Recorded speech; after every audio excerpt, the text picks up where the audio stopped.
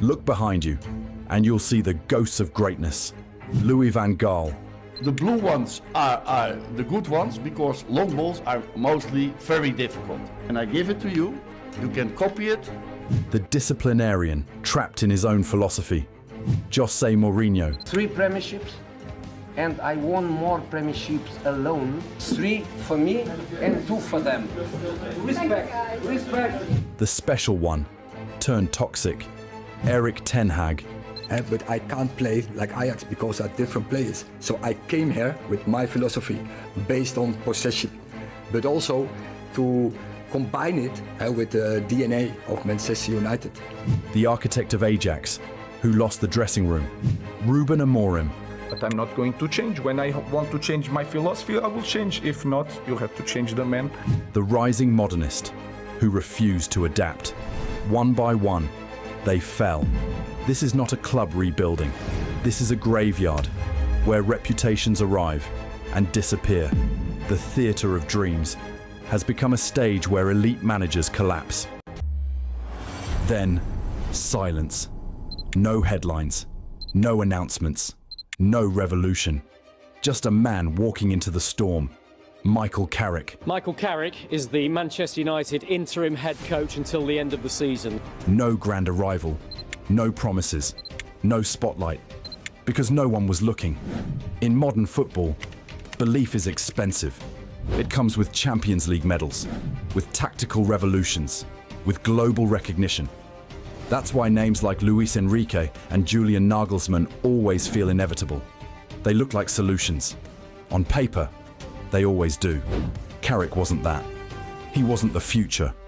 He was the pause between decisions, a temporary voice, a safe pair of hands. A man asked not to fix the club, but to hold it together. Stabilize, don't disrupt, wait for someone else to lead. And so, expectations vanished before he even began. No pressure to transform, no belief to prove right, just quiet acceptance. But football doesn't always follow the script. While the world searched for answers elsewhere, something small began to change. Not loud enough to trend, not dramatic enough to shock, but undeniable. The chaos slowed, the noise softened, the team settled, and suddenly, Manchester United became difficult to break. Not spectacular, not revolutionary, but organized, composed, in control. No ideology forced on players, no system demanding perfection, just something rarer than trophies. Understanding. And that's when the question forms, not about tactics, not about reputation, but about truth. What if the problem was never the lack of elite managers? What if it was the presence of too many ideas, forced onto the wrong team? And what if the solution was never the loudest name in football, but the quietest one in the room? This is not a story about hype. This is not a story about a temporary rise. This is the story of why Michael Carrick might be exactly what Manchester United has been missing all along. To understand why this time feels different, we have to go back to 2021, when the nostalgia era of Ole Gunnar Solskjaer collapsed. The squad had lost everything. Identity, gone. Control, gone. Confidence, gone. It wasn't a team anymore. It was chaos. And then, quietly, Michael Carrick stepped in. No rebuild, no time, no expectations. But something changed immediately. Not dramatically, not loudly, but clearly. Stability returned. At the time, people said the same thing they always say. New manager bounce. Temporary. Emotional. Nothing more. But look closer. First test, Champions League. Against Unai Emery's Villarreal, he won. The field, it's Ronaldo with a chip! Sancho! Jadon Sancho! Then, against Thomas Tuchel's Chelsea, European champions, he didn't collapse, he competed. Chance this is! United score! What a smash and grab! Then, against Arsenal, he didn't survive, he won. Ronaldo steps up, Ronaldo! The tallest man in Old Trafford! 3 games, no preparation, no transfer window, no system overhaul. So was it really luck? Listen to Cristiano Ronaldo. Michael Carrick was a class act. He can become a great coach. Nothing is impossible for him. But the real story wasn't the results. It was the decision no one expected. Carrick benched Ronaldo at Stamford Bridge against Chelsea. Most managers, that ends in chaos. Headlines, ego clashes, dressing room leaks. But not this time. Cristiano Ronaldo, substitute today. What's your thinking? Because Carrick didn't manage with ego. He managed with honesty, clarity, communication, trust. Yeah, just game plan ideas. Had a good chat with Cristiano. Actually, he was great, and we've decided to go like that today. So Ronaldo accepted it. No drama, no noise, just respect. For a brief moment, everything aligned. Simple tactics, clear roles, human management, the perfect balance. But the board didn't see it. They didn't trust it. Instead, they looked for a bigger name. Ralph Rangnick arrived, and Carrick stepped aside. The moment disappeared. Now, fast forward to today. Same club, same chaos. After Ruben Amorim left, the squad was broken again.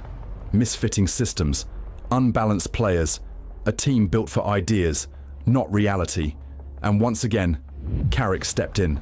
No time, just 3 days. A Manchester derby against Pep Guardiola. Impossible, they said. But Carrick didn't fight the game. He understood it. He changed the system from complexity to simplicity. A 4-4-2. He gave possession away on purpose, created a trap, and struck on the counter. It worked. Still, they said it was luck. City were out of form. Then came the real test. At the Emirates, against Mikel Arteta's Arsenal, the best team in the league, unbeaten at home. And again, Carrick didn't follow the script. He won. Suddenly, a broken team started playing like a team again. Organised, disciplined, fearless. Not because of a complex system, but because of clarity. After Manchester City, people questioned the opponent. After Arsenal, they ran out of excuses. Back-to-back performances against two of the most dominant sides in modern football. And suddenly, Manchester United wasn't just surviving anymore. They were rising. Look at the table now. From chaos to contention, from collapse to control. The gap closed, the belief returned, and that Champions League place no longer a dream, but an expectation. 10 games, 7 wins, 2 draws, 1 defeat, 23 points, the best interim run in the league. And yet, the board is still searching, still calling, still chasing the next elite name. But here's the truth history already told us. Since Alex Ferguson left, elite managers didn't fix this club.